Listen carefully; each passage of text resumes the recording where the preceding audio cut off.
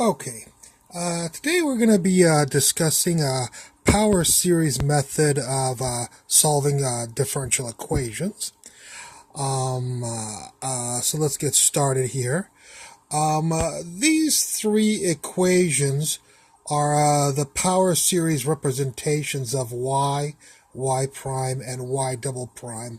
In our example here, we're not going to be using this equation. I just included that for so that you could do other problems if you needed this formula, although I'm sure you can find that on the internet. So let's get right to our example right here. Our example is y prime minus y equals 0.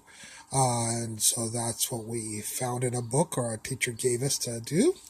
And we'll go through and say, do you know who y prime is? And yes, we have a formula for y prime. It's the sum. This is, of course, a summation symbol. And you should have taken, of course, in calculus, you learned series. So hopefully you're familiar with power series that I'm using here. So who is y prime? It's going to be all of this right here.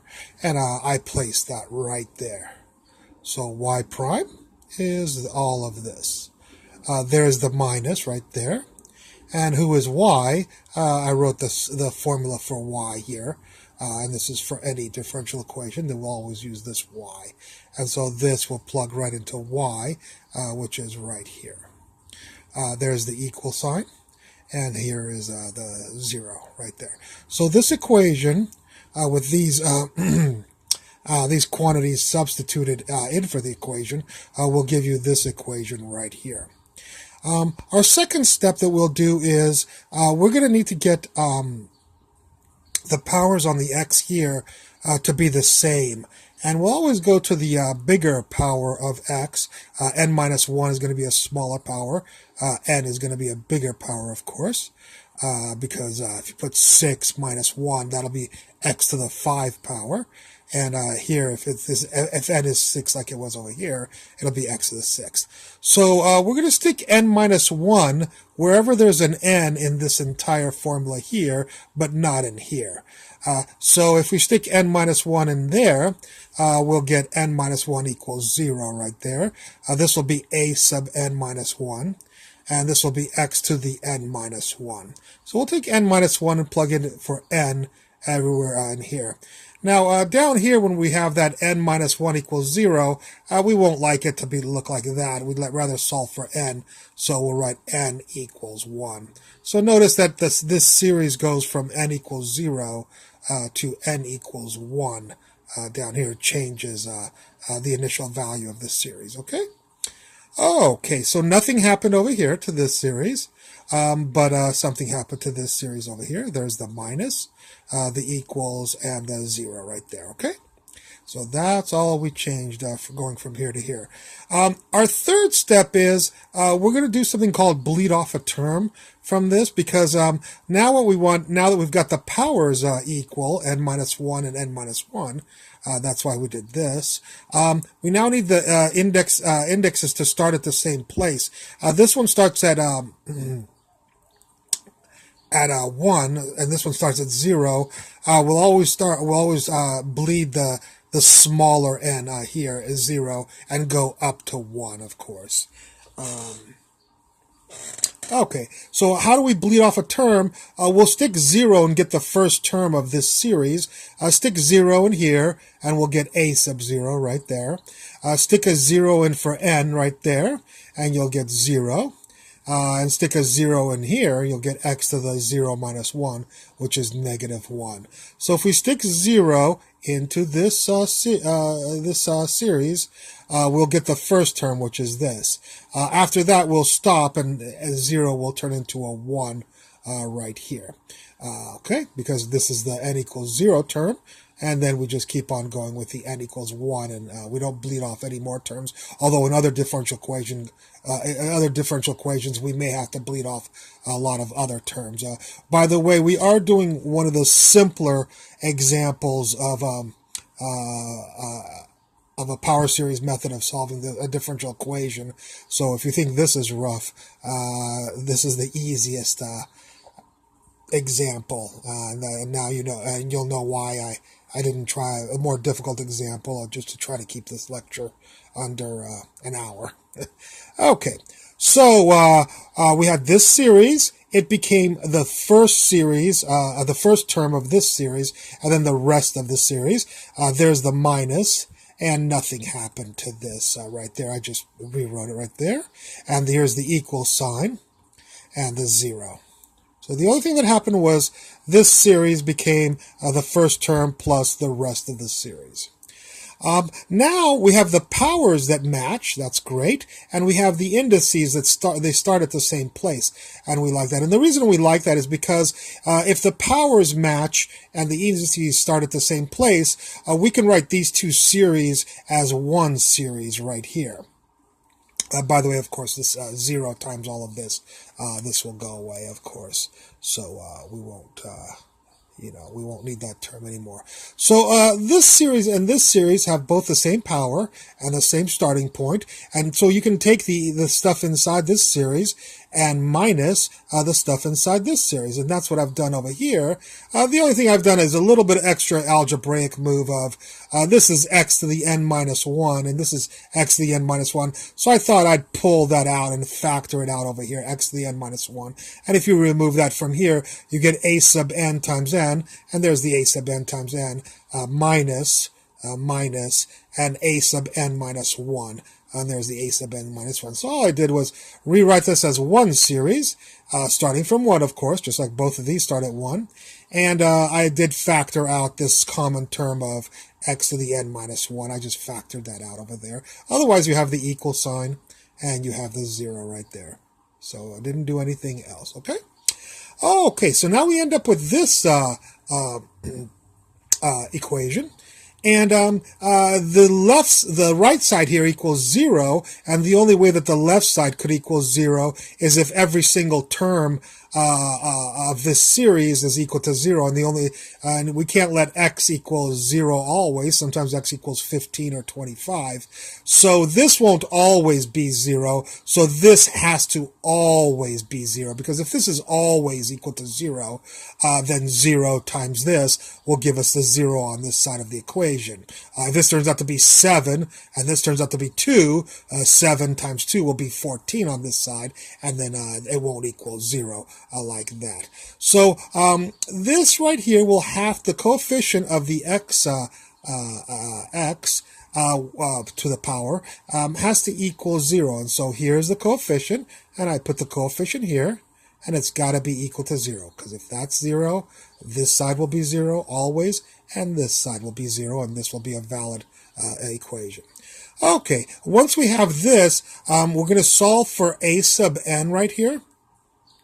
And it is the largest of the two indices. There's n right here, a sub n, and then there's a sub n minus 1.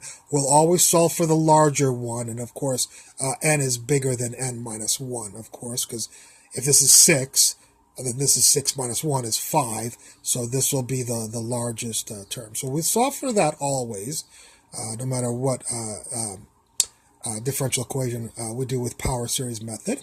And here I solved algebraically, I solved for a sub n by scooting this over and dividing by n. So if you solve for a sub n here, you get this. And I think I rewrote it on the next page. Yes, we're not done yet. And yes, I did rewrite it. There it is, right there. And so a sub n equals a n minus 1, just like I have on the previous. We'll call it formula. I put a little f there, formula, because we're going to be using it later on. And so what we'd like to know, now that we have an a sub n formula, we'd like to know who is a sub 0. Well, this won't give us an a sub 0, this formula, because if you stick in a 0 there, you'll have 0 here, and you'll have 0 minus 1, you'll have a sub negative 1, and that doesn't make any sense because the a's need to start at 0. So we're going to say, do you know who a sub 0 is? And we'll say, no, I don't, and we'll just call it an arbitrary constant called Mr. B. Okay, you can call it K or just any letter but X, Y, or A. I called it Mr. B. Okay, so we know who a sub, well, we don't know who a sub 0 is, but we assigned it to be a constant here, because we didn't know who it was. Who is a sub 1? for this, we can use the formula, and that's why I wrote a little f. So we're going to use the formula right here. So let's use the formula. A sub 1 means that n equals 1. So go to your formula and stick in a 1 here and a 1 here. That's a sub 1 minus 1. That's a sub 1 minus 1 divided by 1. That, of course, is a sub 0 over 1. And do you know who a sub 0 is? Well, I called him Mr. B, so I think I'll take that B and stick it right in there. And so a sub 0 becomes B and B over 1. And so now Mr. a sub 1 equals B over 1. Okay?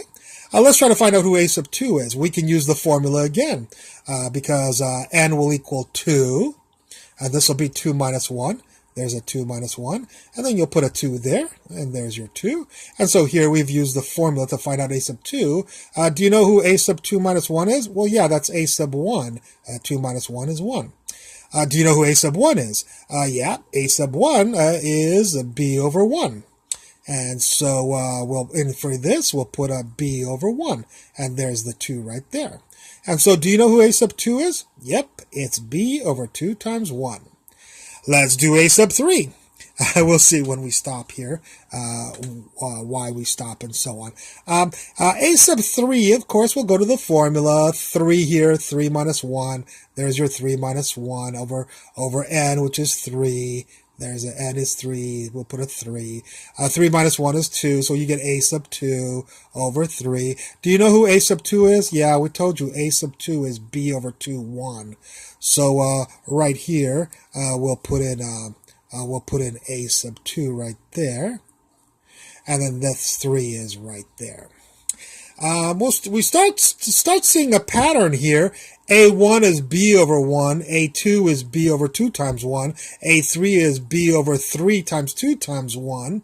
Well, I think we can see a pattern here. 2 times 1, 3 times 2 times 1. Maybe the next one will be 4 times 3 times 2 times 1. Let's see by putting it through the formula machinery here. So do you know who a sub 4 is? Well, I'll go to my formula. A sub 4 is a4 minus 1. There's your a4 minus 1 divided by n, who is 4. So divided by 4. Okay. Who is a4 minus 1? Well, he is a3, of course. 4 minus 1 is 3.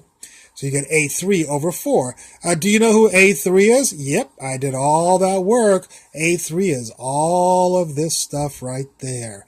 And I'll take all of that stuff right there and plug it into right there. So we'll have all of this stuff, and we'll have Mr. 4 on the bottom also. So there's a sub 3, all of this stuff. And there's the Mr. 4 right there. So this person is equal to this person. Well, we do this here, and sometimes we have to find many coefficients, not just one, like a sub 1. Sometimes we have a b sub 1 and stuff like that. So we do this until we can see a pattern here. And I do see a pattern. By the way, sometimes we don't see patterns. There's many different types of problems that are solvable with this. But if we do see a pattern, then why don't we say 4 times 3 times 2 times 1 is 4 factorial, 3 times 2 times 1 is 3 factorial, 2 times 1 is 2 factorial, and we'll just write 1 as 1 factorial. So I think this is b over 1 factorial, b over 2 factorial, b over 3 factorial, b over 4 factorial. And so I think, let's see, a4 is b over 4 factorial.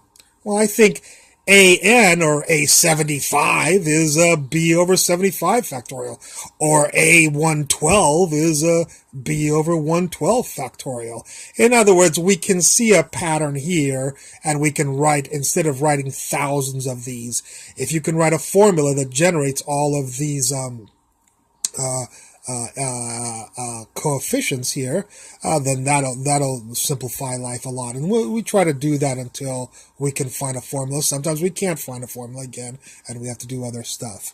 Okay, so remember that before I told you that, by the way, all this time we've been trying to solve a differential equation, and when we solve a differential equation, we need y equals. So this is our solution right here, if only we knew who a sub n was. Well, I think that's all our job actually in this thing is. Once you know a sub n, you know the solution. And I think we discovered Mr. a sub n over here. We discovered that a sub n, like a sub 4, is b over 4 factorial.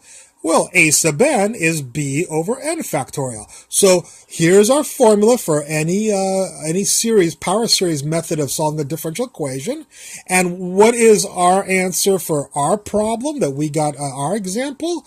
Well, right here with the a sub n is b over n factorial. So in for a sub n, we'll plug in b over n factorial. You see that right there? That person became this person right here. And nothing happened to this, and nothing happened to this. So this is our solution in a power series, written as a power series. But we might do a little bit of algebra. First of all, the b is a constant and it's multiplied. So you can pull the b out here because every island here will have a b. So if every island here, every term here in this series has a b, you can pull the b out right there. And we look at this series, and if we remember our calculus class, we've seen this series before. This series is the series for e to the x. You can type that up on Google and look at a list of series for common functions, and you will see that e to the x is this series. You're also supposed to remember that from your calculus class, usually calculus 2, the second semester. So, our answer could be written like this, our answer could be written like this, or our answer could be written like this. All three are valid solutions, but, of course, this one is the simplest solution right here. And so we accept this as our solution to the differential equation example that we got. Now, what we're going to do is check this. We have 3 more minutes. Make this a 20-minute lecture. We're going to check and make sure that this is the solution to the differential equation we had before. Remember, the differential equation we had before was y prime minus y equals 0. And I've rewritten it right here. Here it is right here. And we're about to check and see if this is the solution to this. There's a couple of ways of doing it. One is to take this and the derivative and plugging it into this differential equation. I've decided to do it a little bit different. What I'm going to do is actually just solve this again. And we've solved these before. If there's one, but we're not going to do the power series. This time we're going to do it in a different method, a method that we've already done before. And that is that if you have the first derivative, you have r to the 1. If you have 0 derivatives, then you have r to the 0, and that's 1. So we have r minus 1. We've done this before, equals 0. And so r equals 1. And so we know that when r equals 1, we have only one solution. We don't have two solutions like 1 and 4. Then we'd have 2 terms. But when we just have 1, we have one term. And then we'll have that y is equal to some constant. We'll call it a, e to the, and we'll put the root, of course, up here. It is a real root, of course. So we'll stick a 1 right in there, and x. And so the solution to this differential equation, according to, I think it was lecture 1 or lecture 2, one of those two, the solution to this is this. And if we look at this solution, and we look at our solution right here, they're the same solution because b is just some arbitrary constant and a is just some arbitrary constant. So both of these are the same answer right there. So we've checked that, yes, this is the solution. Now, a lot of people ask, well, why do all this if I can just do it in 3 steps?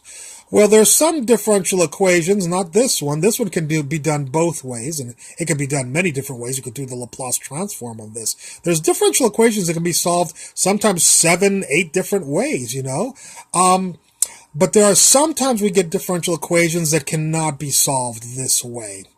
And they cannot be solved with Laplace transforms either. They can only be solved with power series methods. So that's why we learn power series methods. I know this took 30 steps, and this literally took 3 steps. So a lot of people are like, I don't want to do power series.